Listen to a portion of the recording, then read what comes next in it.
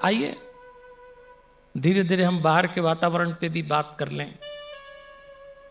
अब कितने लोग कितने समय घर में रहते हैं ये बताइए। रेशो उल्टा हो गया। पहले लोग 10-12 घंटे, 15 घंटे, 17 घंटे घर में रहते थे। अब उल्टा हो गया। अब 5-7 घंटे घर में रहते हैं, उसमें भी ये लगा रहता है एक कार्यक्रम। सब कुछ बाहर चल रहा है। आप अपने जीवन का, हमारे बच्चे अपने 24 घंटे का एक बड़ा समय बाहर बिता के आते हैं। इसलिए हमें अपने बच्चों की मानसिकता को समझना चाहिए। इसी अंगत की बात कर रहा हूं। जब राम जी ने आदेश दिया कि सीता जी की खोज के लिए वानर जाएं, सुग्रीव ने उस आदेश का क्रियान्वयन किया और दक्षिण दिशा में जो दल गया, सुनना आप, उसका नेतृत्व किसको सौंपा? अंगद को। जबकि उस दल में ज्ञानवृद्ध, आयुवृद्ध जामवंत थे, उनको नहीं दिया। बल्कि उस दल में तो अतुलित योद्धा, ज्ञान निदान हनुमान जी थे। हनुमान जी को लीडर नहीं बनाया, अंगद को बनाया। इतना विश्वास श्री राम को युवा पीड़ा। और उसी अंगद ने क्या किया? उस समय अंगद एक आंतरिक मानसिक ग्रंथि से जूझ रहे थे, प्रिजुडाइज हो रहे थे। बार बार ऐसा लगता है ये काका का षड्यंत्र है, क्योंकि एक आदेश दिया गया था कि जो अवधि दी गई है उस अवधि में सीता की खोज करके कोई यदि न आया तो सुग्रीव ने कहा था मैं मृत्यु दंड दूंगा। ये बात सुग्रीव ने सबके लिए बोली, पर अंगद ने गलत पकड़ ली। अंगद ने कहा ये काका की पॉलिटिक्स मेरे लिए ही है, मुझे मारना चाहते हैं और सीता जी नहीं मिली तो मैं मरूंगा, क्योंकि मैं दल का नेतृत्व हूं। अब देखो आप, पॉजिटिव चीजों में भी नेगेटिविटी कैसे देखी जाती है। हमारी पीढ़ी में आदत पड़ गई है, कभी कभी ऐसा सोचते हैं जैसा है नहीं। मैंने कहा ना, ओवरफ्लो हो रहा है। इसलिए अब उसको तो अंगद को लगा ये तो मुझे मरवाने के लिए किया गया है, तो टेंस में आ गया और उसका रिजल्ट आया। आप अगर राम कथा जानते हैं तो जब बानरों को प्यास लगी तो सबने देखा पक्षी एक गुफा में जा रहे हैं, तो इस गुफा में चलते हैं। हनुमान जी ने कहा, सलाह दी, चलो इस गुफा में चलते हैं। तो अंगद ने मना कर दिया। भाई कौन जाएगा गुफा में? तो सबसे पहले अंगद जाएगा, लीडर था। लेकिन अंगद ने हाथ खड़े कर दिए कि मैं नहीं जाता गुफा में, पता नहीं अंदर कौन है। अब बताइए आप, बाली जैसे बलवान का बेटा डर गया गुफा में जाने से, ये क्या लक्षण है? यही युवा पीढ़ी कर रही है। अचानक डर गया, मैं तो जाता ही नहीं। जबकि हनुमान जी कह रहे थे कि आप नेतृत्व कर रहे हैं, आपको जाना चाहिए, और लीडर पीछे हट गया। वैसे आजकल तो समझदार लीडर वही है जो ऐन वक्त पे खसक ले, उसी को नेता कहते हैं आजकल। तो अंगद ने कोई नया काम नहीं किया, मौका आए भगलो, इसी की नेता की, यही तो नेता। ताली बजाना है तो ठीक से बजाओ भैया, आप ऐसे डर डर के क्यों बजाते हो आप? हाँ? तो आपके बीच ऐसा कोई नेता बैठा ही नहीं, आपको क्या समस्या है? हाँ? लेकिन अंगद जैसा व्यक्ति ऐन वक्त पे पलायन कर गया। वो तो हनुमान जी थे, तो उन्होंने कहा डर लग रहा है, चलो मैं चलता हूं, आगे कहे हनुमंत ही लीना। इसलिए मैं बार बार कहता हूं, जिंदगी में हनुमान जरूर रखिएगा, हो जाएगा जीवन में कोई ना कोई। तो अंगद पीछे हटा और हनुमान जी अंदर चले गए। मित्रों, इस पीढ़ी को हमने बहुत सुख दिया है और देंगे। हमारे बच्चों को शायद जितनी सुविधाएं मिली किसी दौर की युवा पीढ़ी को नहीं मिली इतनी। इस आपने और हमने जो संघर्ष किया वो शायद ये बच्चे जानते भी नहीं स्ट्रगल क्या होता है।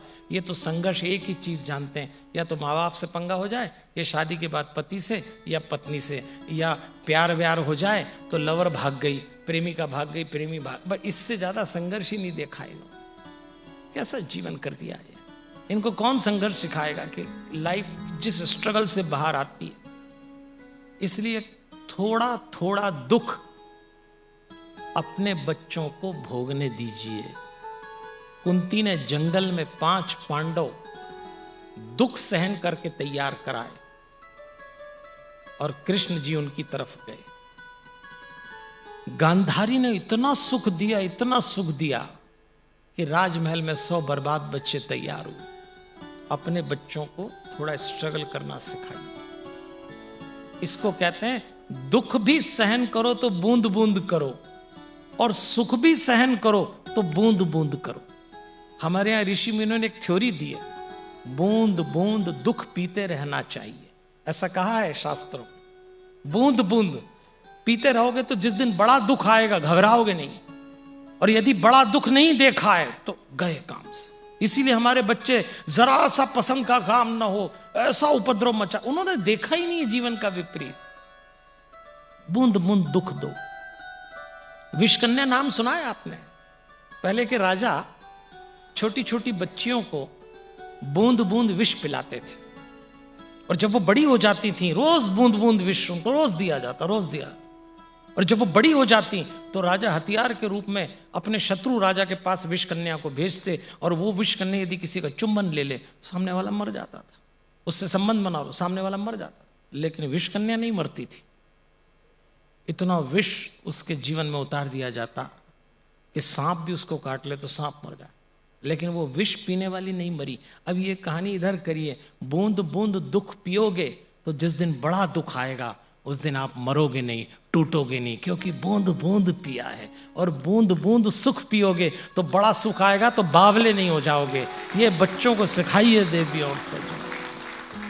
हम लोग बावले हो जाते हैं, थोड़ा स्ट्रगल करने दीजिए। उनकी पसंद का काम भी तो उनको महसूस तो हो कि घर में ना भी किया जा सकता है, जो काम गलत है वो गलत है। इतनी सख्ती, इसको बूंद बूंद दुख दे। लेकिन अभी तो वो कोई कह रहा था मुझे आजकल तो बच्चे डिक्टेट कराते हैं। हाँ तो वो तो कराएंगे ही सही, जो डिक्टेट हो रहा है गलती उसकी, उनकी क्या गलती भाई? आप क्यों डिक्टेट हो रहे हैं? माँ बाप अपनी सख्ती, माँ बाप अपने संस्कार देने के लिए हिम्मत नहीं जुटा रहे और फिर दोष उन पे दे रहे हैं। और आप याद रखना, अगर समय रहते आपने नहीं समझा, इसलिए मैं कहता हूं हनुमान जी से जोड़िए अपने बच्चों को समय रहते। इसी जामवंत ने उस उदास अंगद को थोड़ी देर बाद एक बात समझाई कि अंगद जी आप इतने निराश क्यों हो रहे हैं? आप पढ़ लेना, रामायण में एक प्रसंग आ रहा। तो अंगद ने क्या कहा? मेरे काका ने आदेश दिया है और मुझे लगता है जब हम लौटेंगे और सीता जी की सुध नहीं मिली तो मेरा काका मुझको मार डालेगा। ये तो राम जी ने बचा लिया, वो तो पहले ही मार देता। अब ये देखिए डिप्रेशन के थॉट है, नेगेटिविटी है। तो जामवंत ने उनसे एक बात बोली थी, अंगद जी हम किसका काम करने आए? बोले श्री राम का। तो जब ईश्वर का काम करने आए तो फिर आप उदास क्यों हो रहे हैं? नेगेटिव बातें क्यों कर रहे हैं? ईश्वरत्व को समझो। परमात्मा ने यदि हमको सीता जी की खोज में भेजा तो यह मत समझना कि वो अपनी पत्नी की खोज करा रहे हैं। जामवंत ने कहा यह समझना कि ईश्वर ने हमको सेवा करने का मौका दिया है और उस मौके में फिर रक्षा भी ईश्वर करेगा। क्या बढ़िया फिलॉसफी अंगद को जामवंत ने समझाई। कितनी बढ़िया बात। ईश्वरत्व को समझो। तो मैं आपसे कहता हूं अपने बच्चों को परमात्मा से जोड़िए। और परमात्मा के हमारी संस्कृति में इतने रूप हैं। यदि आपको ऐसा लगता है कि भाई ये दुर्गा जी से जोड़ना कठिन है, राम जी से जोड़ना कठिन है, राम जी से जोड़ो तो 50 सवाल उठाते हैं। अभी बच्चों को कृष्ण से जोड़ो तो बाकी तो कुछ नहीं सीखते, बस ये जरूर सवाल पूछते हैं कि ये कृष्ण जी की मूर्ति के सामने राधा जी क्यों कौन है? फिर आप बोलो ये तो राधा जी हैं, तो पूछते हैं फिर रुक्मणी जी कहाँ गई? फिर आप बोलो रुक्मणी जी आपको ही नहीं मालूम कहाँ गई। फिर वो बच्चा पूछता ये क्या है? फिर आप जरा इंग्लिश में समझा देते हैं नहीं नहीं ये इनकी गर्लफ्रेंड है। तो फिर हमको क्यों रोका जाता है गर्लफ्रेंड बनाने में? अब देखो घूमते फिरो बस बच्चों के चक्कर। इस पीढ़ी को क्या समझाएंगे आप? लेकिन एक देवता हनुमान ऐसा है जिस पे कोई क्वेश्चन मार्क नहीं लगता। वो है तो 100% है। इसीलिए तो राम जी और भगवान कृष्ण ने भी उनका उपयोग किया, इसीलिए किया। 100% पर्सनालिटी है। बच्चों से जोड़िए, कोई सवाल खड़ा नहीं होता। एक व्यक्ति ने हनुमान जी पे सवाल खड़ा किया था, उसको ऐसा अड़ा किया कि जिंदगी में खड़ा ही नहीं हुआ। उसका नाम रावण था। उसने सवाल खड़ा किया और जला के आगे लंका। ऐसा व्यक्तित्व चाहिए, ऐसा पैशन चाहिए। इसलिए मैं कहता हूं इनको जोड़िए। और जामवंत और अंगद की बातचीत के बाद अंगद कुछ और ही हो गया। आपको याद होगा संपाति आया और उसने कहा मैं खाऊंगा, तो अंगद ने संपाति को समझाया। आप पढ़ना कभी राम कथा किष्किंधा कांड। जो अंगद अभी खुद मरने की बात कर रहा, थोड़ी देर बाद जामवंत से जैसे ड्राइव हुआ तो उसने संपाति से कहा ये क्या करते हो? और आप प्रसंग सुनना। अभी तो मैं इतना कह रहा हूं कि देखो अंगद चेंज हो गया। तो ये कॉम्बिनेशन हमारे बच्चों की लाइफ में हमेशा बनाए रखिए। एक सीनियर मेंबर उनके साथ लगा रहे, वो चाहे माँ हो, बड़ा भाई हो, बड़ी बहन हो, पिता हो, दादा हो, दादी हो, नाना हो, नानी, थकना मत, विड्रा मत होना, परेशान मत होना, लगे रहो। एक दिन अंगद एक बात बोलेगा, दूसरे दिन अंगद पॉजिटिव बात बोलेगा, लेकिन हम अपने बच्चों को तैयार हम करें। हमें बहुत मेहनत लगी, बहुत अच्छे बच्चे हैं, लेकिन हमको इनको सिखाना पड़ेगा।